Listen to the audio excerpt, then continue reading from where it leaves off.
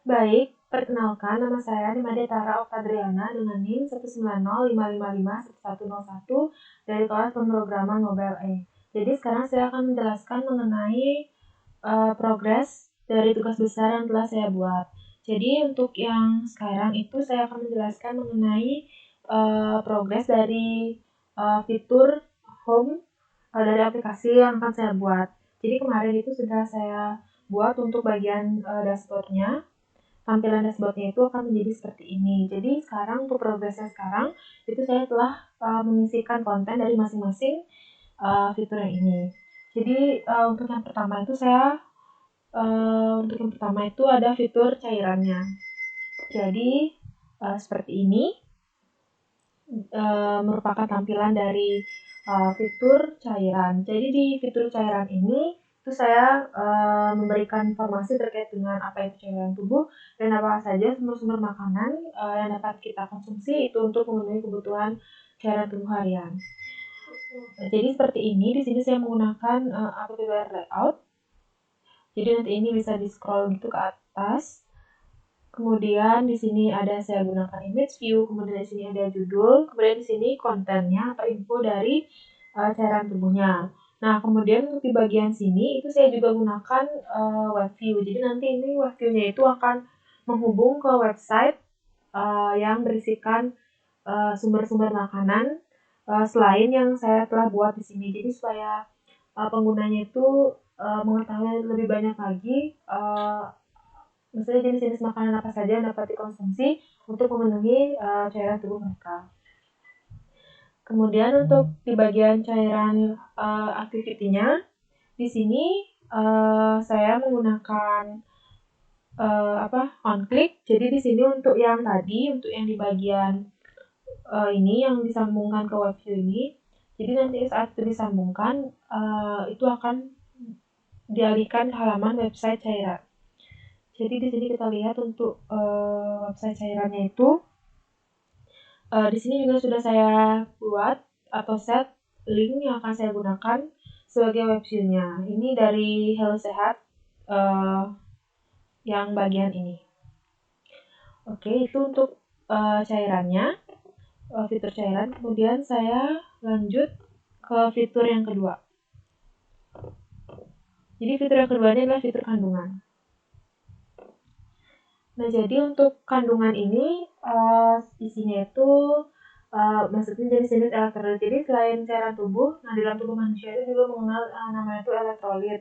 Jadi elektrolit itu banyak, ada jenisnya seperti natrium, kalium, magnesium, dan kalium. Jadi untuk saat ini itu saya baru buat 4 jenis saja untuk jenis elektrolitnya. Jadi tampilannya itu kurang lebih seperti ini. Jadi sama seperti yang tadi juga, di sini ada tombol back untuk keluar atau kembali ke menu utama. Kemudian di sini juga saya isikan juga web view supaya nanti seperti tadi juga supaya pengguna itu lebih banyak mengetahui tentang jenis-jenis elektrolit supaya juga lebih lengkap gitu informasi yang diterima oleh penggunanya. Jadi di sini saya sediakan web view. Jadi di sini nanti masing-masing ini memiliki konten tersendiri. Jadi di sini saya baru buat 4 aja. Itu untuk kandungannya. Kemudian coba kita lihat salah satunya misalnya natrium. Kita lihat konten yang ada di natriumnya. Jadi kurang lebih seperti ini. Kalau misalnya tadi natriumnya itu dipencet, itu akan berisikan informasi tentang apa itu natrium. Kemudian ini ada infonya itu kayak penyakit atau apa yang mengakibatkan terjadinya kekurangan natrium, kelebihan dan kekurangan dari natrium itu, dan bagaimana atau apa saja makanan yang dapat dikonsumsi supaya kadar natrium dalam tubuh itu tetap seimbang. Jadi kurang lebih seperti itu untuk konten dari menu kandungannya. Begitu pula juga dengan misalnya kalsium. Jadi sebenarnya itu untuk tampilannya itu sama, tapi informasi yang di dalamnya itu berbeda-beda sesuai dengan jenis elektrolitnya. Nah, kemudian kalau misalnya sudah dibuat itu untuk konten dari masing-masing jenis elektrolitnya ini, nanti itu saya buat di sini di kandungan activity. Jadi itu nanti masing-masing saya set. Oh ya, untuk yang di bagian misalnya untuk di bagian natrium. Tidak, bukan di sini, di kandungan. Di sini kan ada Xiomor, jadi nanti kalau misalnya Xiomornya dipencet, nanti kan dia akan masuk ke konten, misalnya nih natriumnya dipencet, jadi nanti dia akan masuk ke natrium. Jadi di sini saya setnya. Jadi nanti kalau misalnya natriumnya diklik, dia akan masuk ke natrium activity. Kalau kalsiumnya yang diklik, nanti akan masuk ke kalsium activity, dan begitu pula seterusnya. Baik, sekian untuk yang kandungan. Kemudian kita lanjut ke fitur yang ketiga, ada fitur manfaat. Jadi untuk fitur manfaat ini itu saya menggunakan web view lagi.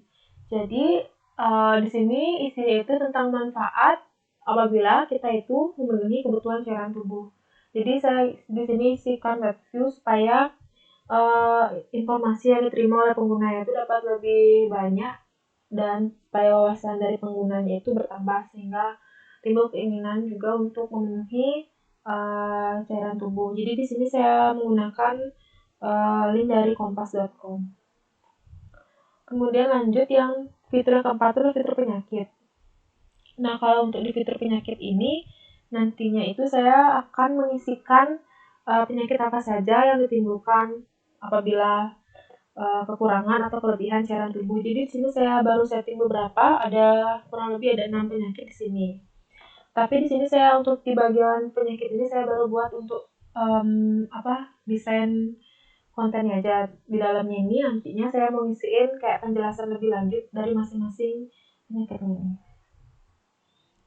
Kemudian itu semua dari 4 fitur ini itu saya juga set di bagian sini di home fragment Java-nya supaya nanti kalau misalnya ini cairan, kalau misalnya cairannya diklik dia akan membawa ke kelas cairannya. Kalau misalnya manfaatnya diklik akan dibawa ke website view manfaat, begitu pula seterusnya.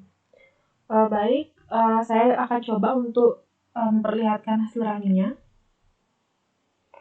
Nah, ini merupakan hasil running dari aplikasi yang saya buat. Jadi kita coba untuk yang pertama itu ada menu cairan. Kita coba klik menu cairannya. Nah, jadi ini tampilannya.